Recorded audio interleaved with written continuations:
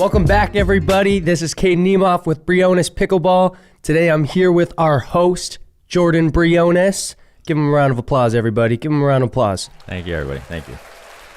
Caden, that was a pretty good intro. Thank you. You know, I thought we'd switch it up today. It's a pretty ugly Tuesday morning, but here we are. Yeah, and as in ugly, we're talking about Arizona ugly because it's cloudy today. Well, it's raining. Like yesterday it was 80 degrees and sunny, and now it's raining. Like that's what I said last week. I just don't know what to expect out here. I thought it was going to be another beautiful day, and here I am, just kind of sad. Yeah, you know what? We can't get it all, but we're pretty spoiled out here, I would say. Can be sometimes. Yeah. Okay, so in this show, we have a good amount of information to share with you. We're going to be going over our weekly strategy tip, and we're going to be talking about some training opportunities that you may have or may be interested in to train with me. And we are going to be talking about the PPA big upset alerts. There's huge ones to talk about. There may be a change in the tide for tournaments and for pro pickleball. So we'll talk about that. We're going to talk about DUPR ratings versus club ratings or your local club ratings. A lot of players, I asked, they don't know what rating they are. So we have some thoughts about that. Yeah. First time tournament tips. If you are planning to play a tournament and you want some very valuable tips from two players that have played lots of tournaments, we have some information for you. And we are going to be talking about some of the pro players' antics out there on the court. It gets pretty chippy and pretty dicey. We're seeing more and more. Is that good for the game? Is that not good for the game? We're going to talk about that. And yeah, that is what I have going on. Just real quick for housekeeping, if you are listening to this podcast on YouTube and you're not subscribed, please do that. If you're on Spotify or Apple Podcasts, leave us a 5-star review. And if it's anything under 5, you can also leave us a review, but we don't encourage that. Yeah, be nice, huh? Yeah, be nice. Be nice. This is only our this is episode 004. And let's jump right into it. Strategy tips. My weekly tip, Caden. Last week I talked about split stepping in the transition. Do you remember that? Yeah. Was that last week? Yeah. Okay, yes. Yep. This goes hand in hand. Okay. And not too crazy today. This is one that we see a lot, even at higher levels, I would say, even at 4.0, 4.5 level. Yeah. Attacking from the transition zone, deep transition zone. Oh, how deep? I mean, anywhere in the middle of that transition. Well, okay, let me rephrase this. This is a strategy tip of what not to do, but attacking from the transition zone on balls that are below knee level. Okay, that's just something you don't want to do, especially as you get into higher levels. What are your thoughts on that, Caden? So believe it or not, I actually like to make some of my money off of attacking in the transition zone. But that being said, after how you rephrase that, I am never actually attacking anything below my knees. If it's at my knees, I will definitely consider it. Okay. But if it's below the knees, and let's remember, I'm not the tallest guy. So if it's below my knees and I'm not attacking that, you guys probably shouldn't be attacking that either. But I will say, every now and then, if you can actually hit a good ball with topspin from down low, it's not a terrible play. It's not a terrible play, but you have to be kind of hitting a good drop or a good drive and crashing on it and seeing if you can get something where you are fully committed into attacking that ball. Oh, yeah. Yeah, really good thoughts there, Caden. I think as you raise in level, once you get to that 4-5, and then even at the 5-0 level, we have the technique to roll balls from lower positions. Correct. We have the accuracy. Again, if you're attacking in transition, we need to either get it to the wings out here, or we need to get it somewhere down. Right. If we are attacking from transition and it goes chest high, we're going to be in a lot of trouble. Yeah, no, for sure. It's you can't just swing for the fences if you're in the transition zone, right? So if you are going to be attacking, you have to have proper technique in rolling your shots with topspin. Otherwise, I probably would say just go for the reset. Yeah, so reset in transition. Again, two things I can think about. The lower the ball is, the more you should think about attacking. Right. And then the number two, second thing that's very, very important. How good is the hands of the person at the net? That's True. a huge factor. True. Apply pressure. Yeah. Now we see at all different levels, you can call them bangers, whatever you want. When you first come into the game, I think even 3-0, 3-5, 4-0, you have these tennis players coming in and they get away with that because their attacks are fairly good. Right. And their hands at that level may not be as crisp. Yeah. So I'm saying the higher you move up, we got to be very, very strategic and very a lot more pickier on our attacks. Well, especially if you're going to attack from lower, and if you don't hit a perfect ball, you're giving someone a ball that's lifting up, right? So you're giving them the opportunity to hit down on the ball, right? So, even when people ask me like, oh, well, like, who's at the advantage, who's at the disadvantage when someone's speeding up? The person who sped up is at the disadvantage, right? Because if you're speeding up from down low, if your opponent's ready for that, they're going to have a put away pretty much. You know what I mean? Now, of course, if you can disguise it well, different story, right? But even if you're playing against someone who does have good hands and you're going to try that, the end result will probably not be as good as you want it to be.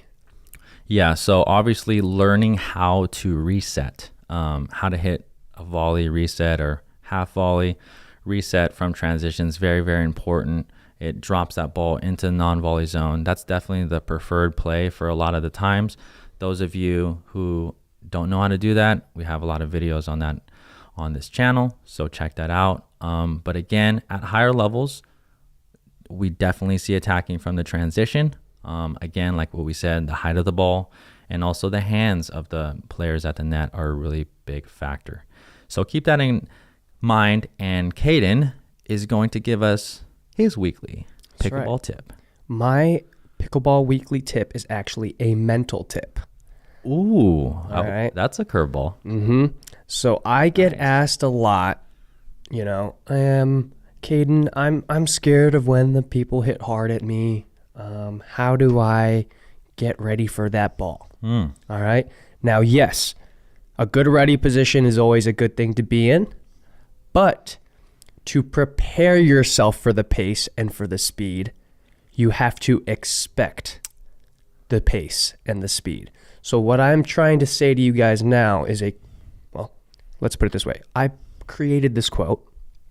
People may have stolen it from me if they have said it before, but who knows? Maybe you haven't heard it before. But I like to say to my students, expect fast, react slow. Oh, so I haven't heard that one actually. No? Okay, so break that down for us then. Yeah, it's not going to be as simple as like, da-da-da-da-da, I'm loving it. No. I made this one up, guys, I promise. But what that means is when you're on the court, you should be expecting that every ball is coming fast at you. And when it doesn't, then you can react to the slow ball and take your time for that ball. What usually happens on the court is, especially when someone does hit a slow ball or you guys get into a dink rally, you kind of just expect the dink, right? Yes. If you are expecting the dink, you are dooming yourself. And I mean that because by the time you guys get to the 4.0 level, people know how to disguise shots. And if they're disguising shots and you don't know what's coming and you're not ready for it physically and mentally, trouble. Yeah. That's all I can say. Trouble. No. Really great tip. I tell this to all the players that I work with, especially when we're up at the non-volley zone line. This game with technology and the way it's going is getting more and more offensive which is great, but that also means we need to work on our counters and our defense. Anytime, no matter what, even if the ball looks low or not attackable, we definitely need to be ready for those balls first. And yeah, really, really good tip, Caden. I just say it very simply, like just be ready for the speed up at all times. And if they dink it, we can easily handle that. Yep. So I like my little quotes. Yeah. And also, if any of you guys have ever heard that before, I coined it. Okay, that's my word, my quote. Caden's the inventor. Don't take it away from him. All right. So that. Anything else on that? No. All right. Quick and easy. Okay, quick and easy strategy tip. So make sure that you are doing both those things so that you can excel on the court.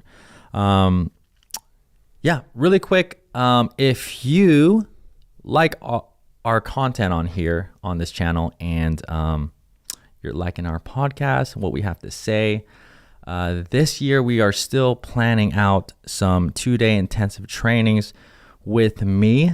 Some are actually going to be here in Arizona and some are actually going to be in Colorado Springs, Colorado. So if you would like more info on that, go check in the description, or you can go to brionespickleball.com/coaching. I would love to work with you. It's an experience that you won't get with any other camp or clinic with a pro. You'll see what I'm talking about. Go in the description and click on that link. And I'd love to work with you this year. That sounds awesome. Yeah. So let's hop right in to the PPA Grand Slam.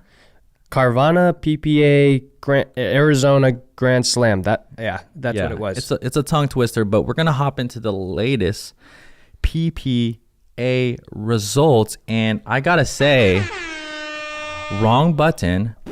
I gotta say there is some upsets. Upset alert. I gotta work on the button pressing there. But huge upset alerts. We're gonna break them down. Now, we did a podcast a couple ones ago talking about the era of the Triple Crown, and we may have spoke too soon. I think we jinxed it, honestly. Or that. It's one of those moments where like a guy's got a 10-yard field goal in front of him and we're like, well, he hasn't missed one of these in 6 years, and then he misses it. Yeah. So if you have not heard the news, there were big upsets here. One of them being mixed doubles pro, Annalie Waters and Ben Johns. I'm pretty sure they won every single title last year. Am I correct on that? They didn't lose. I know that. So that sounds correct. So, they didn't lose together. They did not lose together. They have been a dominant duo, and I think they still are. But Jorja Johnson, JJ, and your little brother, older brother. Well, little brother and little sister, yes. Little sister, yes. JW Johnson, the dynamic duo from South Florida, I believe. Yeah. Or Florida, somewhere in there. They took them down at this tournament. What did you see? Did you see anything of that match? I honestly, towards the end, I would say in a match, you kind of know when someone's tight and when someone's feeling themselves. Oh, okay. Right? I would say in a match, 9 times out of 10, when you see Ben tied up with someone in like a 2 out of 3, whether it's a second or third game, if it's tied up, most of the time, Ben is that guy who shows up and like, that like he's going to pull it out. Even when it's like, he's playing someone, he's down 10-11. On 11-10 on the other person's paddle, you're thinking like, if Ben gets this side out, he's winning this game. Yeah, well, it's actually crazy. He usually does, like 80, 90% of the time. Right. Yeah. And I would say this weekend, I think that was going through pretty much everyone's head in that match. Because in the third game, I mean, it was neck and neck, right? Yeah. Jorja Johnson showed up. Yes, let's talk about Jorja real quick. If you don't know who that is, just look at some matches. She's playing with her brother probably all year round. Now, JW, her brother, we have seen him at the highest level on this pro pickleball scene for years now. I remember the first time I really got to see him, and the level that he can play is when he played the U.S. Open finals. Yeah. Versus Ben Johns. Honestly, that's probably one of my favorite singles matches to break down. Maybe we'll do that in a future episode. But that's when I first saw him. Obviously, he's a beast. Yeah. He's been around for a while. One of the lowest hanging paddle positions.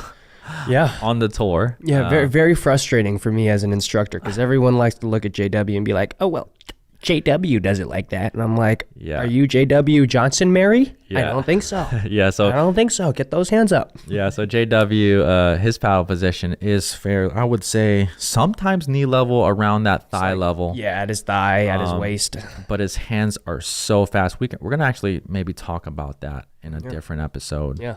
But, yeah, so again, Jorja Johnson came out the gates. I just saw her super confident. Yep. Hitting resets like a reset machine. Yep. Her hands were great. Yep. And she was dinking with Anna Lee. Yeah. One-on-one. And she was hanging in there. Obviously, when we get mixed, there's a lot of cross-court dinks, but I think she was doing a good job mixing it up. Well, she was the number one player on the APP tour last year. I mean, she's not just your normal person. I mean, she's a really good women's player. Yeah, and I think because of that, right? Because she was on the APP, we didn't see her on the PP. Right. I think a lot, like including myself, not writing her off, but I didn't see enough of her. I just didn't. I watched more PPAs. For sure. And I think a lot of people may be in that same boat. But after the match, after the upset, I mean, one of the first things that I thought about was like, you know what? This makes a lot of sense if you are JW's drilling partner. Yeah. Because, I mean... If I was JW's drilling partner, dude, I'd be playing mixed with him, too. Yeah. Put on a skirt there. Put on a skirt. Maybe I'll make him put on the skirt since he's my little brother. But, I mean, yeah. I mean, it's true, right? I mean, drilling with guys like that really does have its benefits, right? Like, when I get to drill with Riley out here, God, I probably burn more calories in like that 2 to 3 hours of drilling than I do like the whole week. Mm-hmm. I remember last time. Of just teaching, you get a sweat in. Yeah. And talking about hand speed, honestly, we'll I think in a future podcast, we'll probably break down different techniques, different hand positions and volleys and stuff like that. But JW is definitely he's got to be one of the top volleyers, counterattackers, counterpunchers out there. Yeah. I think it's very hard to attack him, and he's always ready. So if you're practicing with that on a daily basis, gosh, Jorja, that's what happens. Yeah. Honestly, it's like you said, JW's like ready position. You think you can catch him sleeping. Yeah. It's hard to. He's ready for it. So going back to your tip about always be ready for the fastball. That's JW Johnson right there. JW Johnson right there. JW Johnson lives for the fastball. He lives for it. Yeah. So what other upsets did we see, Caden? We also saw Federico Staksrud take down Ben Johns in the quarterfinals to go to the gold medal match, where he played Jay DeVilliers. And personally, I think we've seen Federico do pretty well in these last three PPAs. Last two PPAs. So the last two PPAs, Federico got silver. Right. And I think one of them's been close with Ben, but he's there. Yeah. No, I think for me, I always knew it. I mean, geez, I've played him one time, and I'm gonna be honest. The first game that I played, you played him singles, at yeah. PPA, yeah, or APP. It was an APP. Oh, APP. It was last year in November. Okay. But like the first game, just the difference in ball between his ball and the guy that I had just played was like completely different. Yeah, you know what I mean. Yeah. So it took me a whole game just to like realize what I was going up against. All right. I'm pretty sure I lost the first game like 11-1. Yeah. Now, I got comfortable, and I ended up losing the second game 11-9, and we were like tied 9-9 at one point, and I was like, I'm going to take a game off of Federico, and then I'm going to win this third game, and of course. He was like, I'll turn it on now, huh? And he was like, oh yeah, hold on, let me just hit a passing shot on command. Yeah. Twice. And yeah, so Federico, again, versus Ben Johns, and this was right before...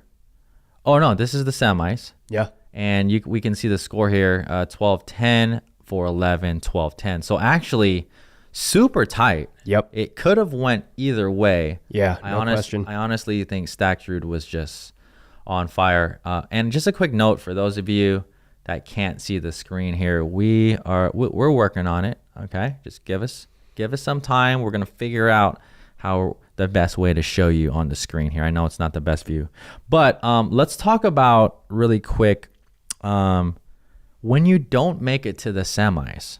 So when there's in doubles or singles, when there's 4 teams or 4 players left, now with the new PPA rules, let's say, so it's a final 4, and the losers in the semis will play each other for bronze. Yep.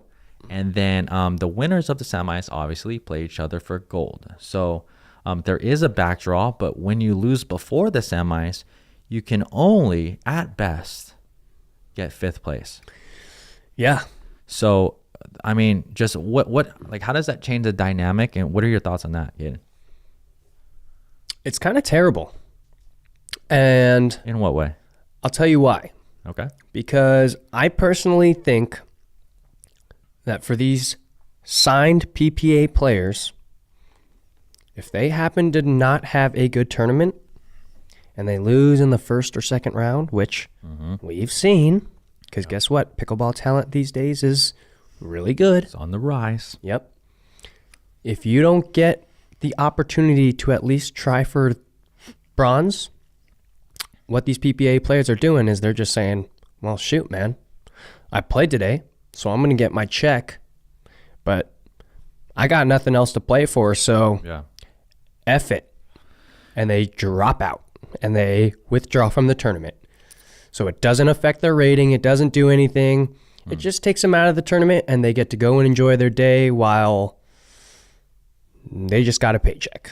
Yeah, it's really, really interesting. And I have a kind of a counter view to that. Yeah. You can tell me what you think about that. But just in this instance, so Federico beat Ben Johns and, gosh, played Jay Delivier in the final, and it was not close. It was a blowout. It was a quick game.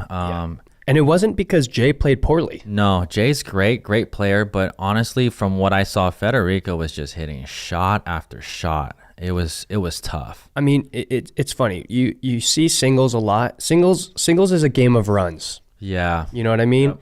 And like sometimes you just play someone that just gets hot. Yeah. And you know what? It's really obnoxious.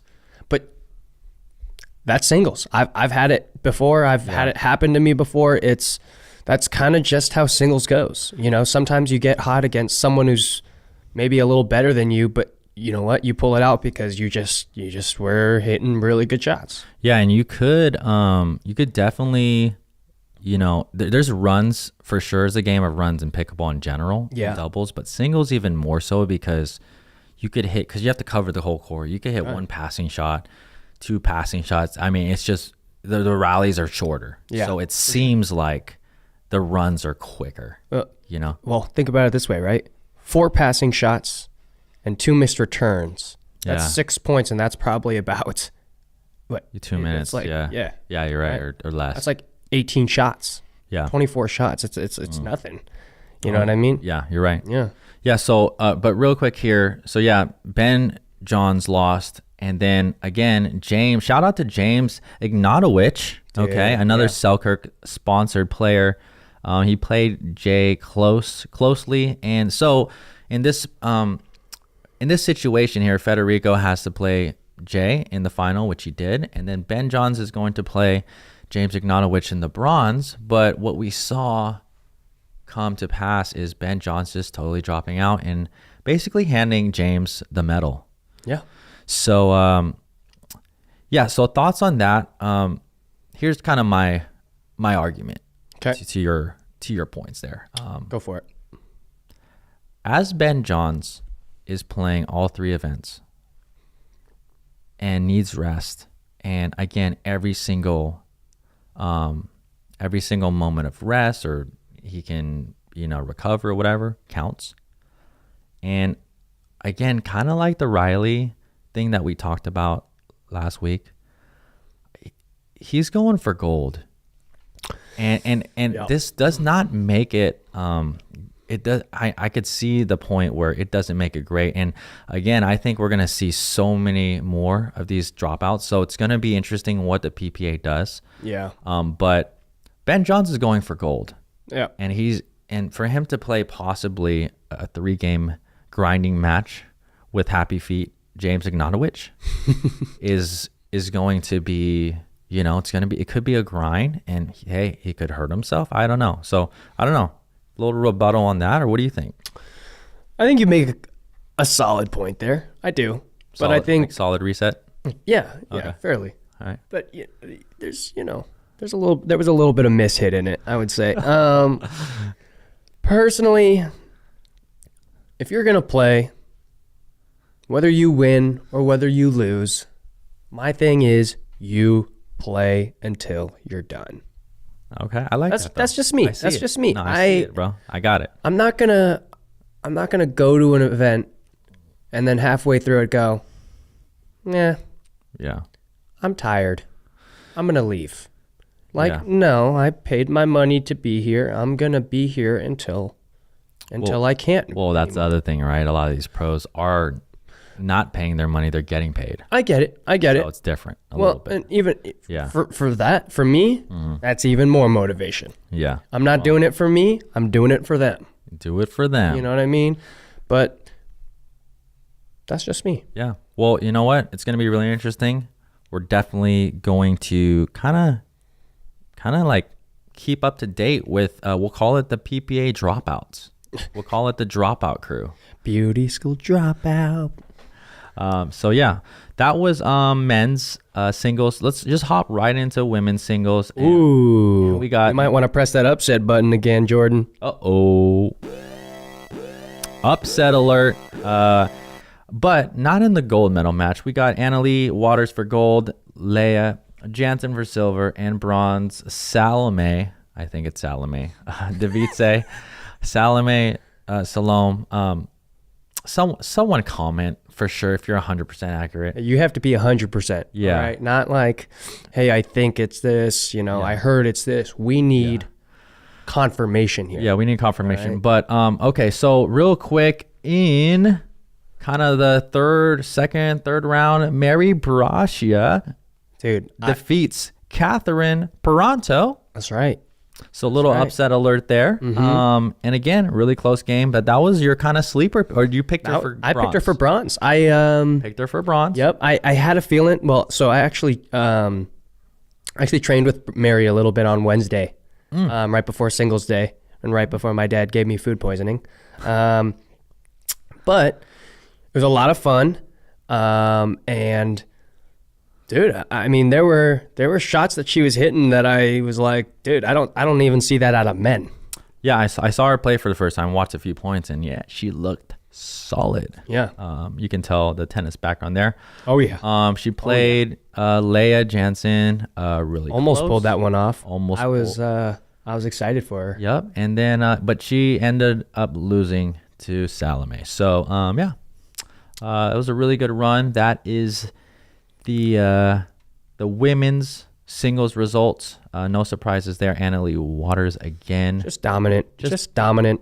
I mean, what are you going to say about that? Moving on to women's pro doubles. We got Anna Lee and Anna Bright. Anna squared for gold. Filthy. Silver, Jessie Irvin and Jackie Kawamoto. And bronze, Leah Jansen and Elise Jones. What matches did you see here, Caden? I actually got to watch Annalie and Anna play a little bit. And I mean, one thing to note is a lot of these partnerships are still new. You know what I mean? Good take. So I feel like, Actually, all of them. I mean, yeah, most of them. All of them. Most of them, except for like Lucy and Callie. Yeah.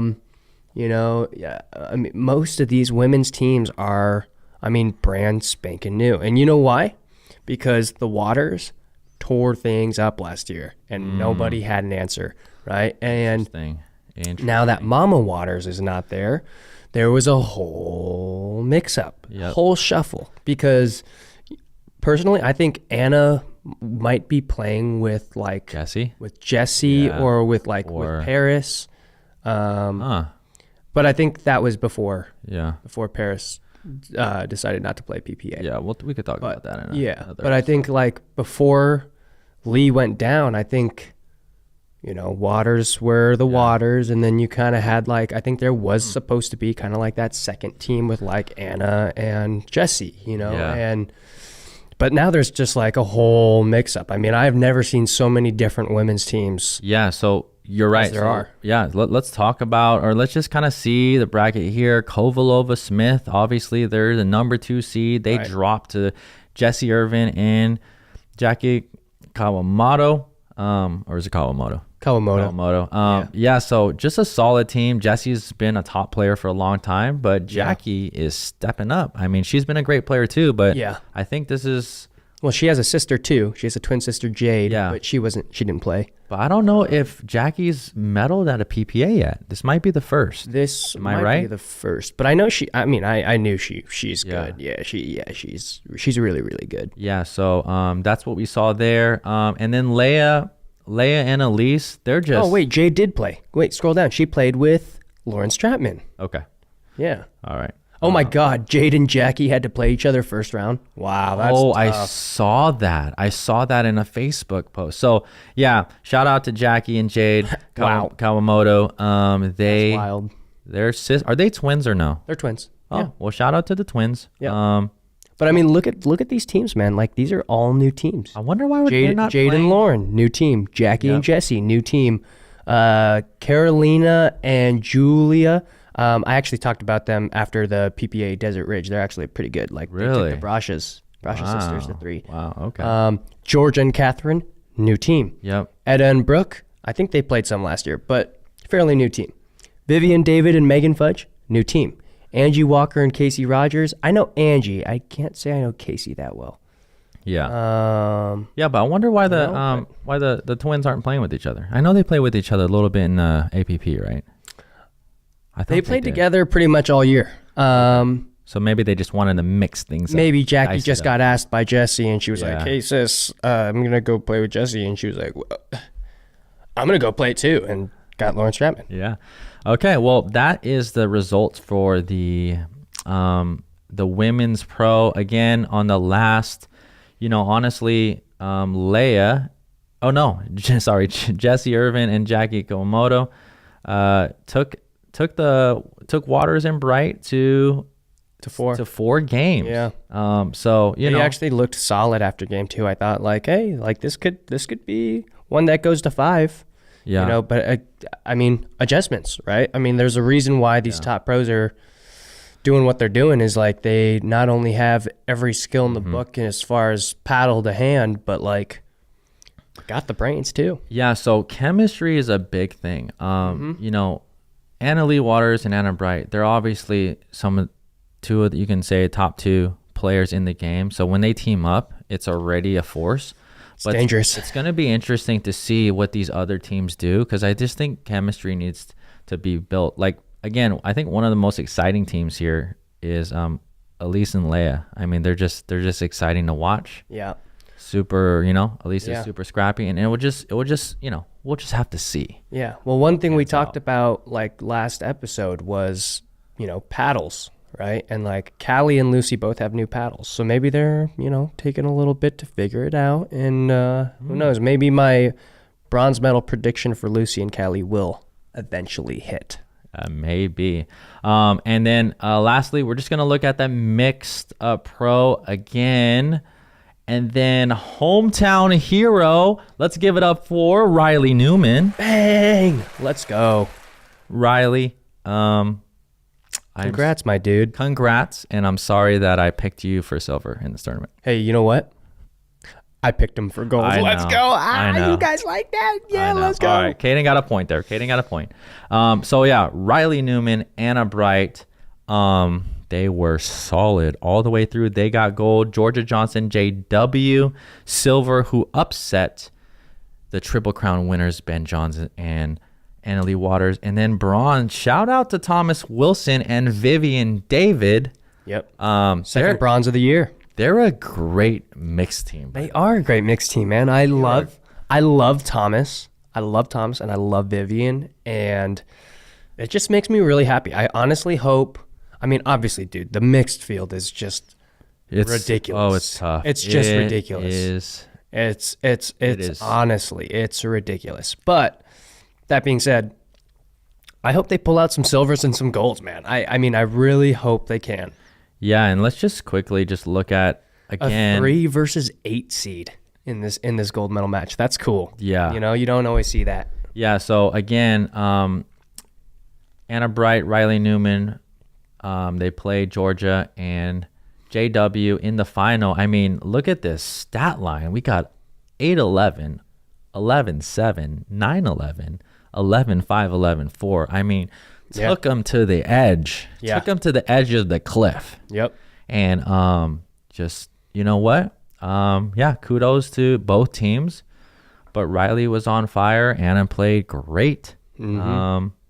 Riley's whole family was there. So if he lost that match, he would have...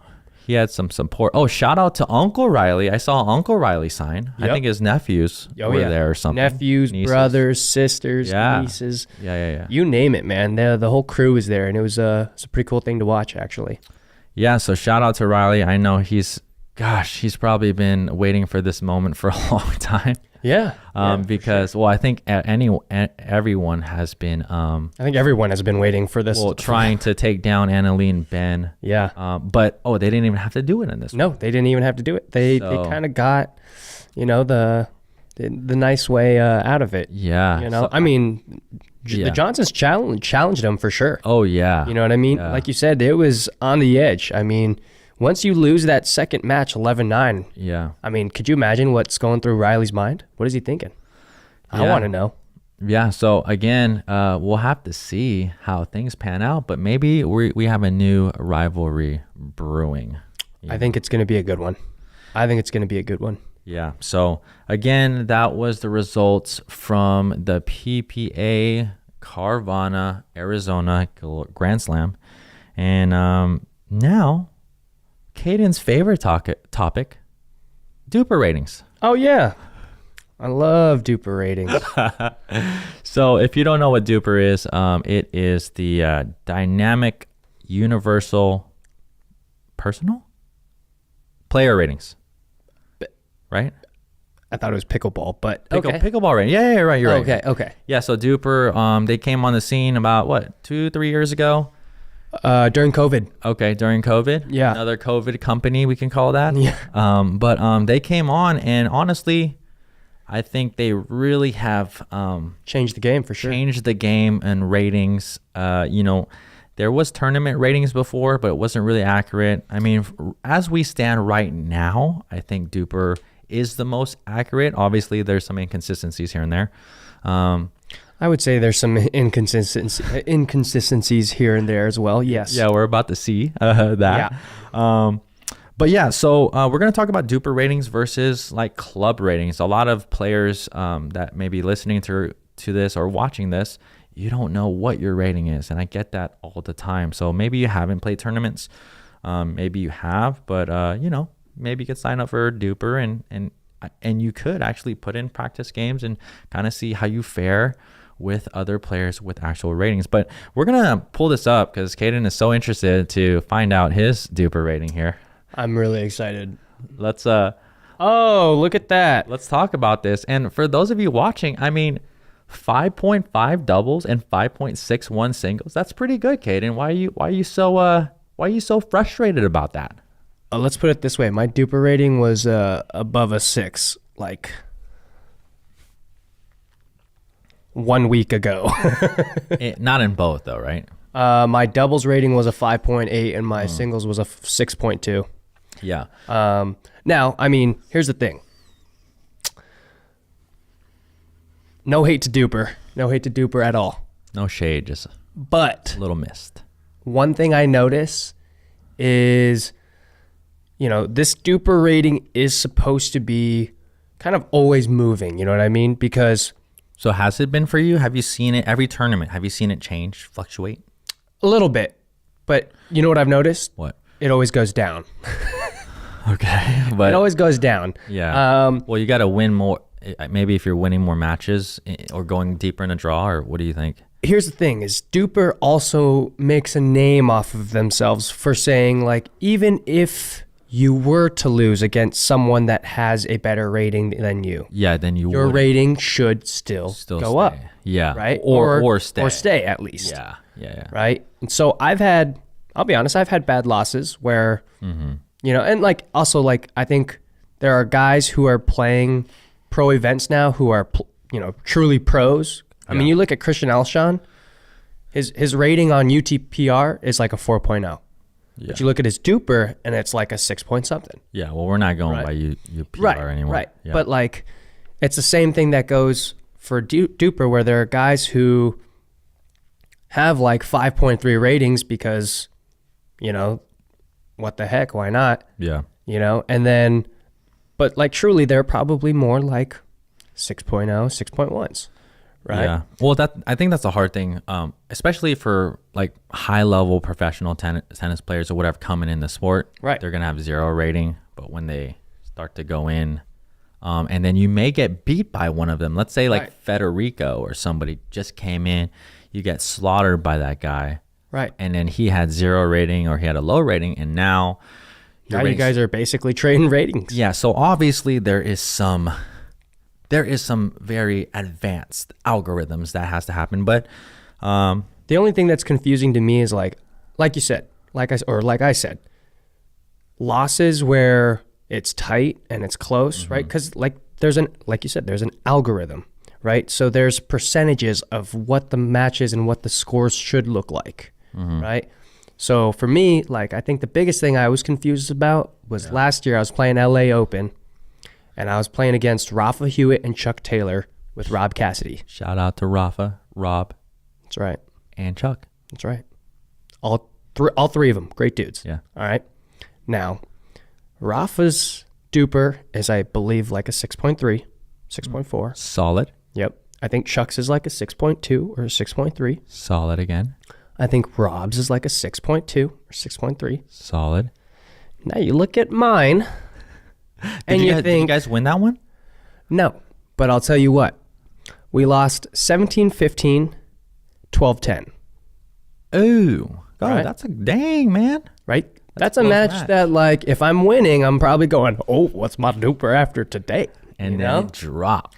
And somehow, some way, I look at it. Did it drop? No way. It didn't drop, but Okay. it didn't do But it's anything. Okay. So I'm like, hold on a second. Like looking at my DUPR right now, I would love to see some of those points right about now. DUPR, DUPR, shout out to us. Send us an email. Yeah, let us know. I like to have you sitting in the seat so that we can ask you how the algorithm works. Yeah. But yeah, can't win them all. Can't win 'em No, all. you can't. And you know what? At the end of the day, it's just a rating system, Yeah, guys. It's just a It's just a rating system. Don't let this define who you are. Don't let this define you, but we're gonna quickly hop to mine. Oh my God, this guy's played one tournament in 4 years. We're gonna quickly hop into mine. Doubles 5.77, singles 6.37.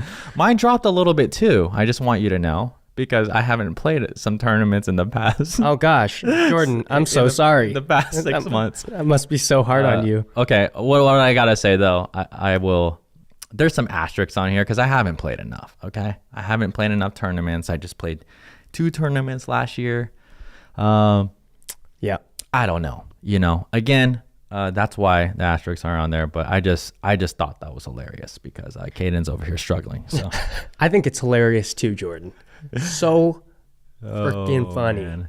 Okay, so now, speaking of DUPR and versus club ratings, because a lot of our listeners out there, they're not sure what level they are. Yeah. And I'm sure you get this all the time. Like, players are asking you like, oh yeah, what do you think my rating is? Yeah. What would you suggest for, I don't know, what would you suggest for those people? And how do ratings differ when we're talking about different states and things like that? I think, well, it's tricky, right? So as a coach, when people are asking me what they think or what I would think their rating would be, I'm looking for a series of things, which is why I love DUPR and I don't love DUPR for rating someone, right? So if I'm trying to rate someone, you got to look at a bunch of different things, not just the score of games, right? Because everyone could have a bad game. I'm looking for technique, right? Yeah. I'm looking for how you play the game of pickleball, your knowledge of pickleball. Yeah. And kind of deciding off of that. And even, I would say, I could be able to tell what someone's level is probably within the first 5 to 10 minutes of them playing. Oh, yeah. Yeah. You know what I mean? Now, DUPR is great because it gives you a rating that you can use for club, you can use for tournaments, you can use for anything, right? You can go to a different state and say, oh, hey, this is my DUPR. Yes. This is where I belong. I'm playing. Sign me up for that league. Exactly. Sign me up for that challenge court right there. Yeah. You know what I mean? But that also being said, a self-rating and a tournament rating is very different. Yeah. Right? I've encountered a ton of people who say they are 5.0 and above plus players from Yugoslavia. Yep. Yep, exactly. And Cambodia. And Cambodia. And you got one more? Ethiopia. What about Zootopia? Yeah, Zootopia. Yeah, and they're usually a little bit lower. I mean, it really just depends on, again, the bigger the population of pickleball in that state, usually, you have more, you come from Alabama. No shade to Alabama. Rafa's from Alabama. Is he? Yeah. Okay. Shout out to Rafa. But he lives there now, but you some state like that where I don't think pickleball is as big. Well, you compare it to somewhere like Arizona or Florida. Right. You're going to get some different things. But yeah, I would, a way that you can test your skills or see where you're at is enter a local tournament. Yeah.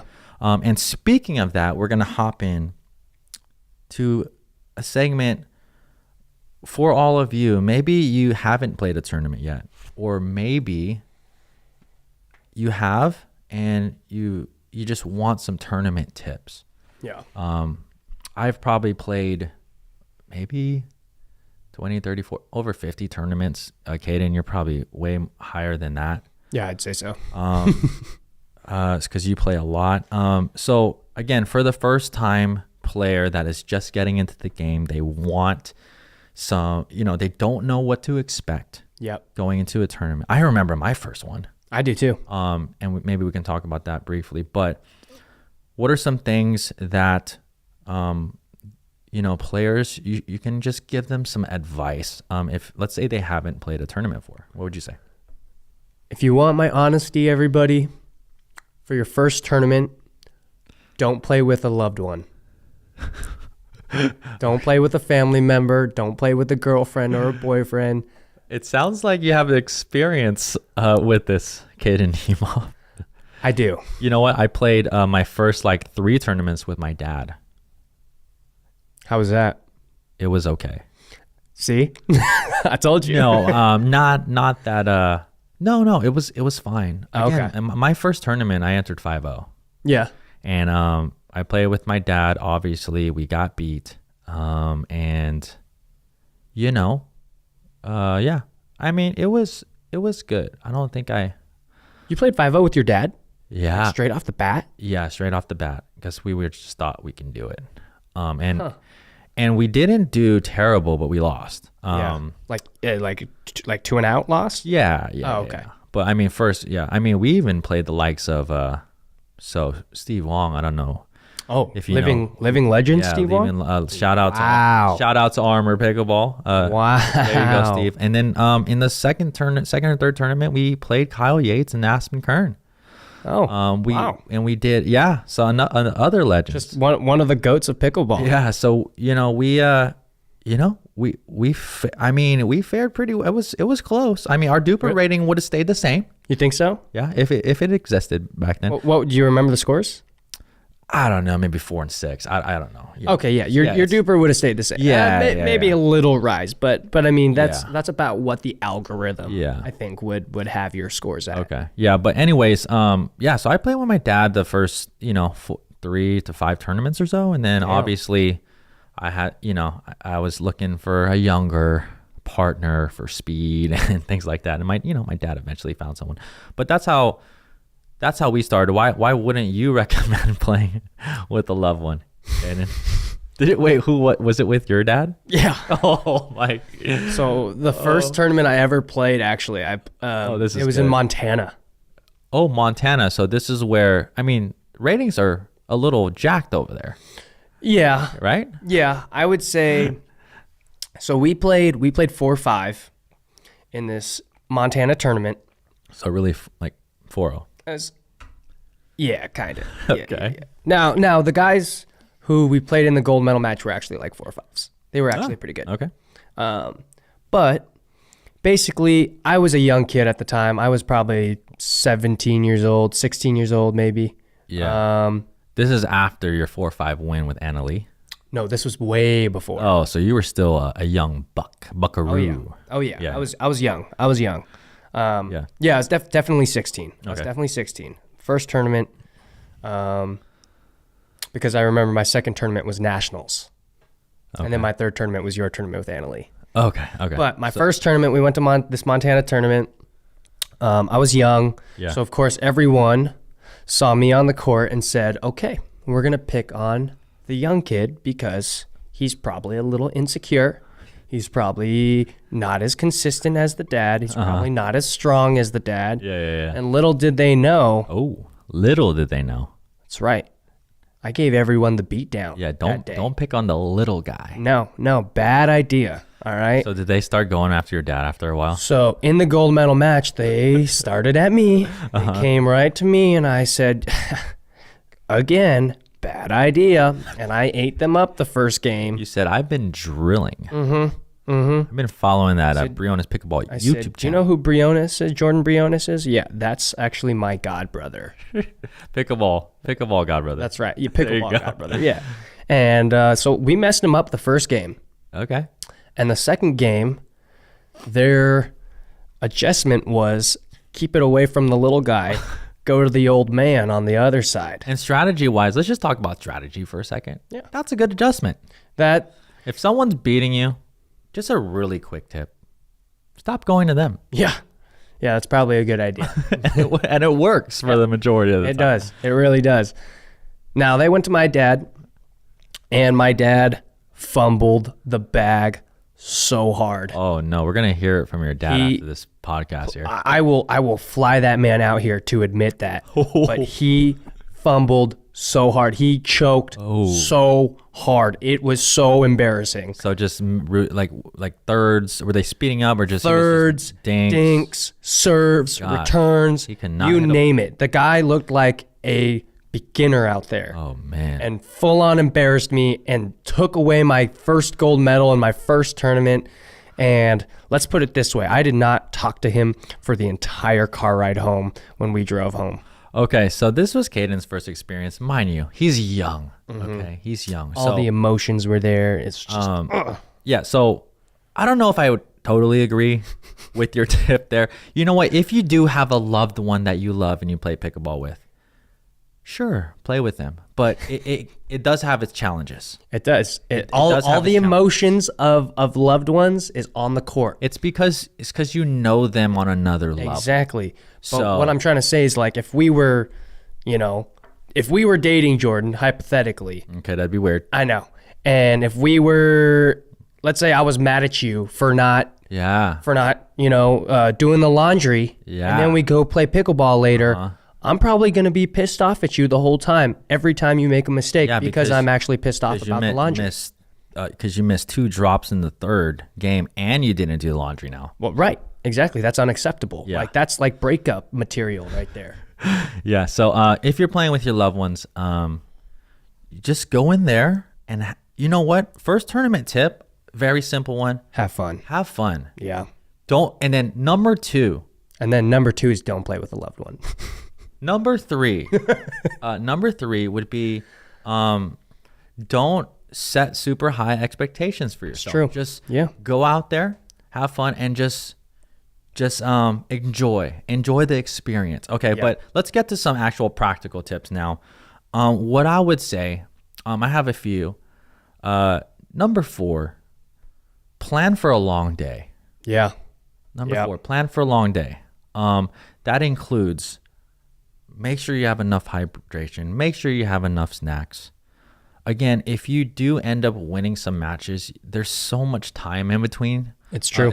The bigger the tournament is, usually the more time you may have in between. So, again, pickleball is a little interesting. It's a little bit different than other tournaments because you have double elimination. I mean, obviously, Right. you know, we're not talking about PPA here, pro. It's amateur level. There's still double elimination. There's a back draw. So have fun, but also prepare for a long day. Any thoughts on that, Caden? I think that's perfectly said, right? I think when you go into a tournament, you should never have the expectation that you're going to go out there and win, right? Or even if you're going out there and you're playing to win and not to actually have fun, it takes away all the fun from it.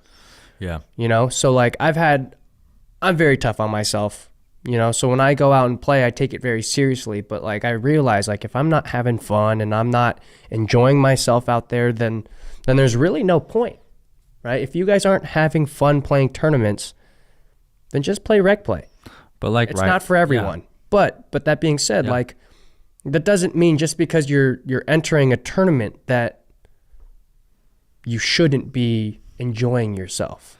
Yes. Because at the end of the day, when you're playing in your first tournament, I guarantee you're not signing up for a pro event your first time, which means the best thing that you can win is a medal. Yeah. All right. Now from there, if your goal is just to win that medal, Yeah. you know what I mean? Yeah. Go out there, have fun. Yeah, it's about progress in this sport. We've both been through it. Losses, wins. Yeah, I've done it all. It's actually difficult, especially if you're super competitive out there, to only focus on wins. Yeah. But again, we learn, we live and we learn. So Yeah. really good, Caden. Other tournament tips I could think of. Can you think of any others? I would say always bring extra layers of clothes. Yep. That's actually very good, and maybe extra shoes. Yeah, wouldn't hurt. Wouldn't hurt. Mm-hmm. And towels. Towels That's for another thing, sweat. actually. Mm-hmm. Towels. Like I actually have forgotten that multiple times. Oh, so have I. And then you're ending up rubbing your shirt, Correct. and then you only have one shirt. Well, a sweaty shirt Yeah. and sweat on your face, if you add those two together, the combination creates acne. Okay. Especially if you're like 16, 17 out there. If you're a listener and you're 16 and 17, make sure you don't rub your face on a sweaty shirt. Okay. Yep. It's also just not great for your face. Dirt, sunblock, all of it. Once you rub it together, it's just bad for your skin. And I learned that from my mother. So thank you, Mom. Thank you, Mom. All right. Now we're just gonna hop into another segment. Kind of going back. We're making a U-turn. All right. Little roundabout coming back. Going back to the PPA and some of the players in the pro scene. Now, what I do want to mention is these players are playing with money on the line. Yeah. Okay. This is their living. And there's been a lot of talks and debates about certain players' antics on the court. Some players are very, very quiet and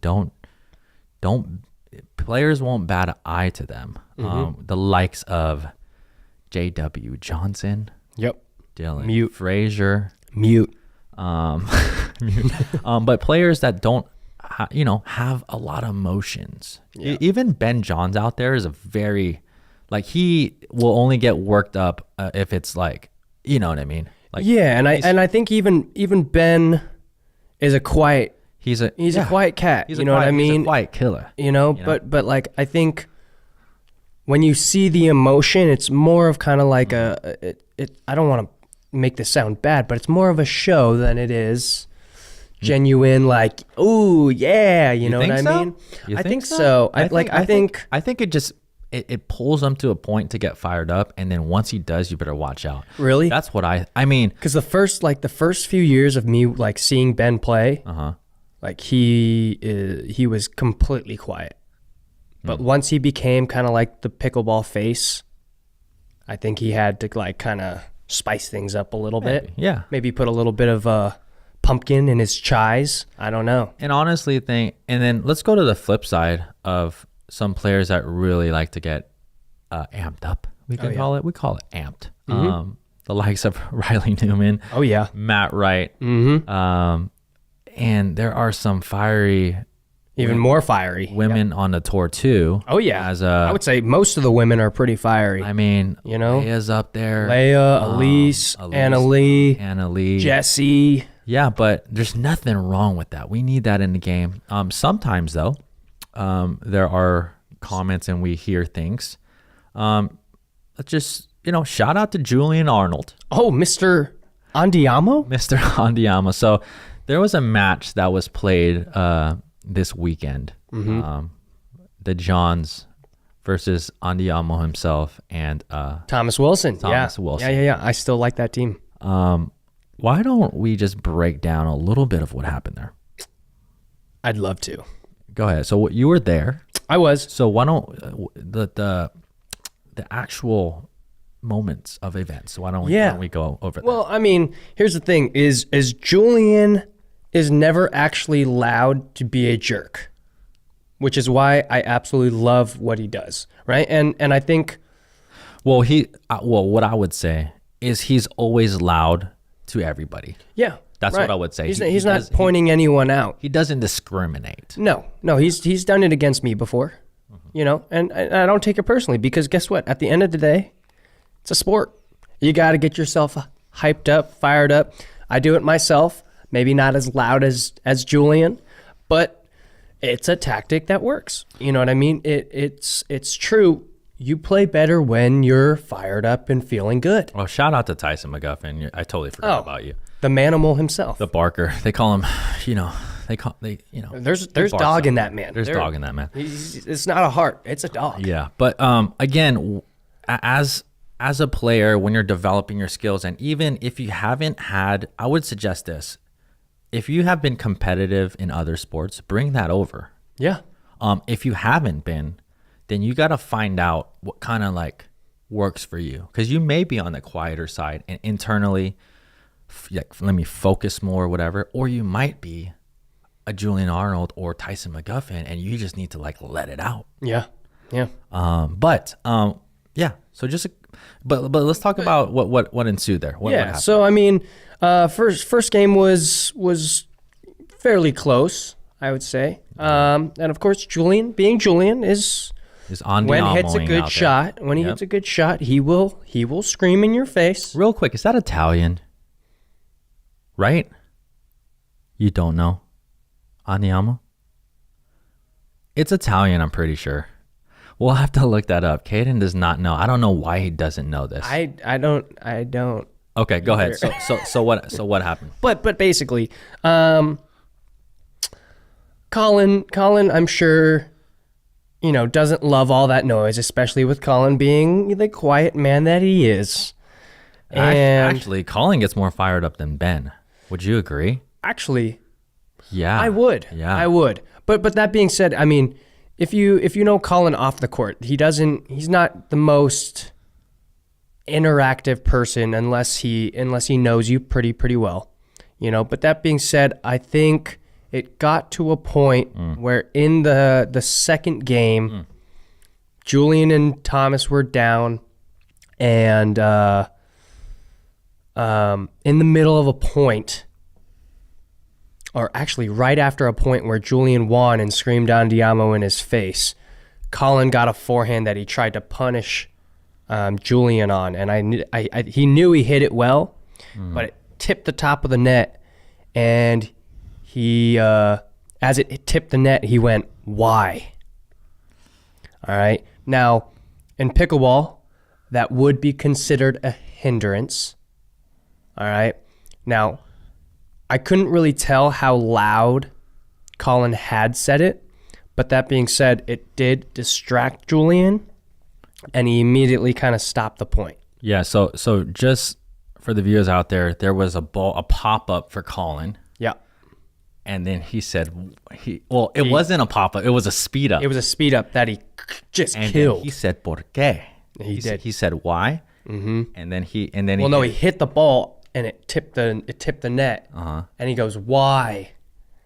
And that's because he was upset that it hit the net. Because he literally, I mean, no. I thought he said why because I'm reading it. I think it was that dude.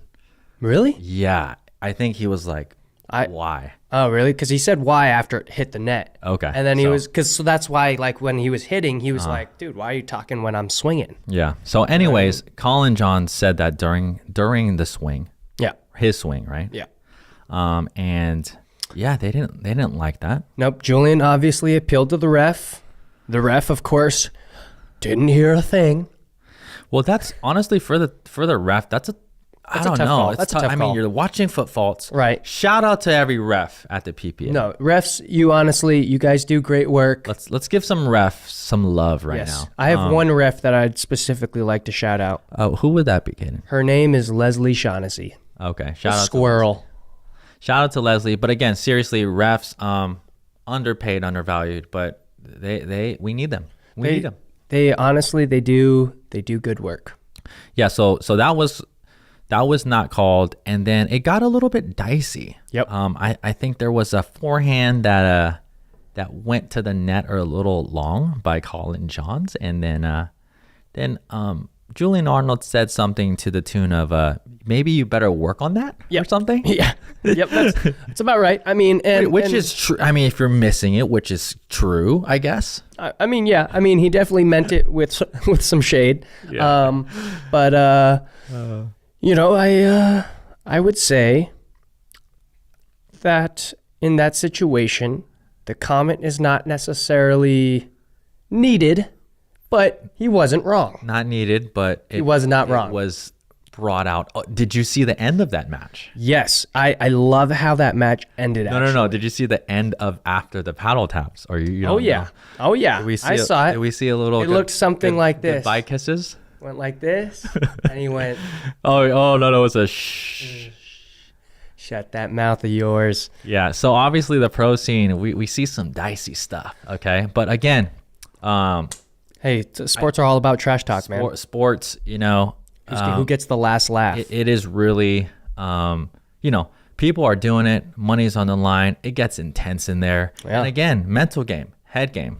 Now, I would not recommend this in amateur levels, by the way. Not really. No, you don't need to do it quite yet. I mean, if you do, back it up. I'm just letting you know that a lot of people don't like that.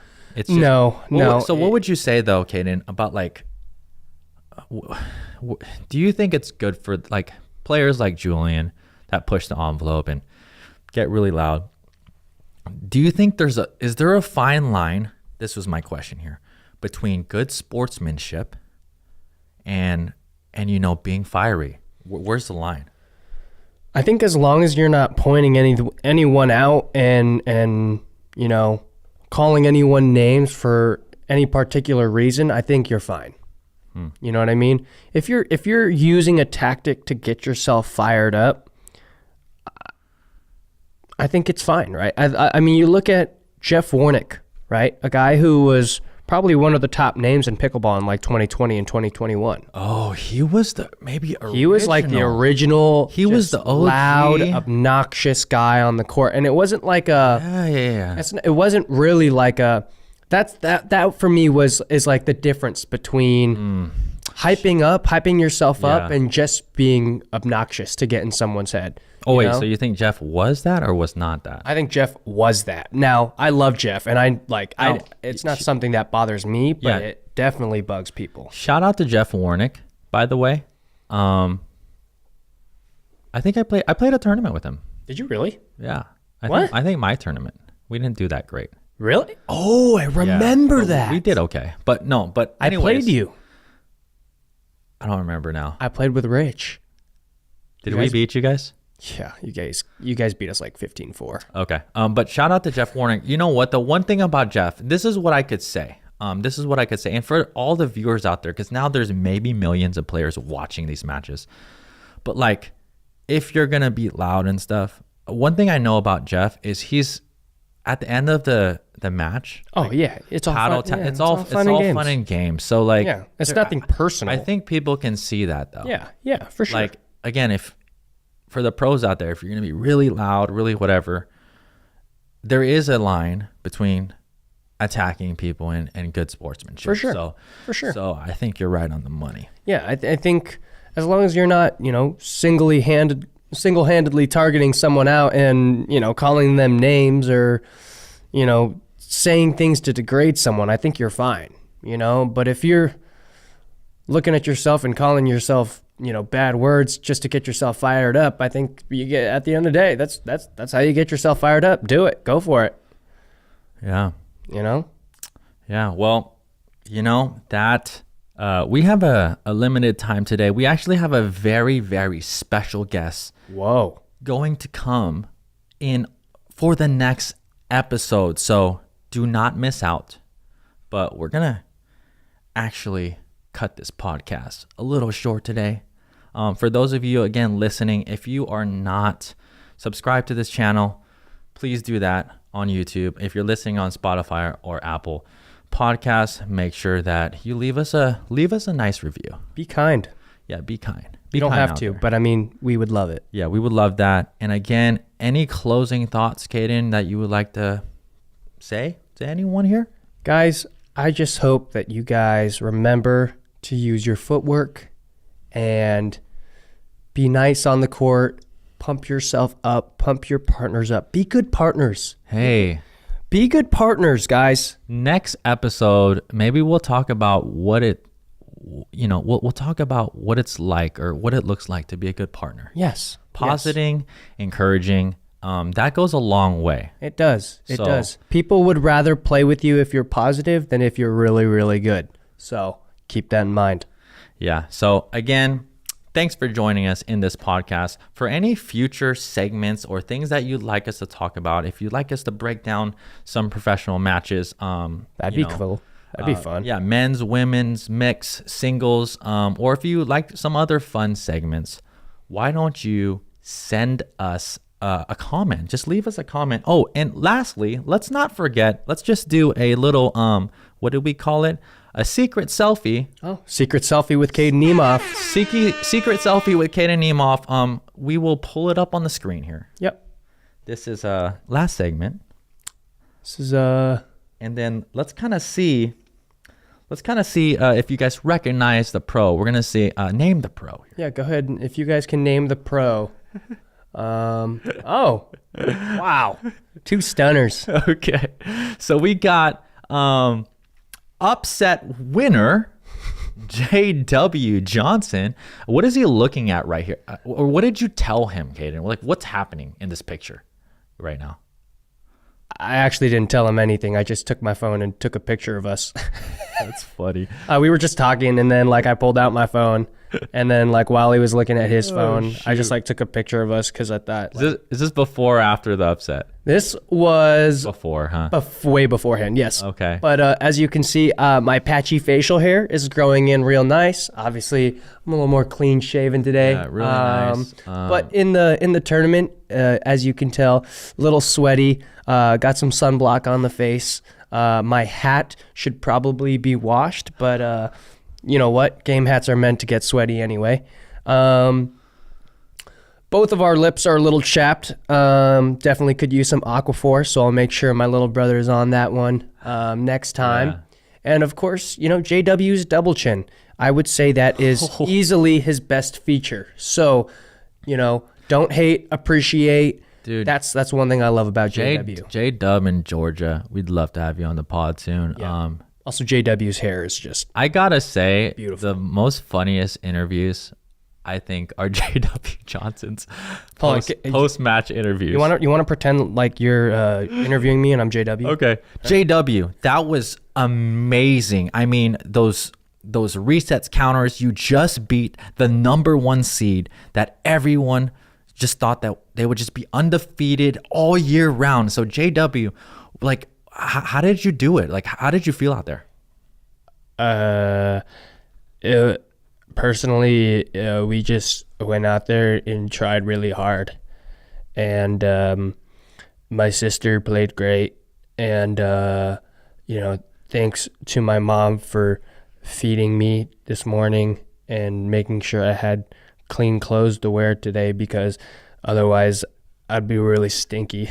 Okay, so JW, yeah. So again, it was really, really tight there in the 5th match, the 5th game, and you were just battling out. I mean, what are some emotions? I mean, let me get something out of you. Like, how did it feel out there? Yeah, a lot of emotions. As you can tell, I'm really happy right now, and I'm definitely gonna celebrate this weekend. Good. Your winners, Jorja and JW Johnson. All right, Caden, that was a pretty good read. Thank you. Dude, that was not planned, but that was actually really good. No. Dude, JW is gonna hop on here on this podcast someday, and I'm gonna revitalize some energy in him. Okay, you think so? I don't know. Maybe, yeah. I'll give him the beat down. Make sure he's energized and ready to go. I'm stronger than that kid, just so you know. Yeah. All right. So again, thanks for everyone watching. Everyone, make sure that you follow us, and we will see you on the next episode. Peace out.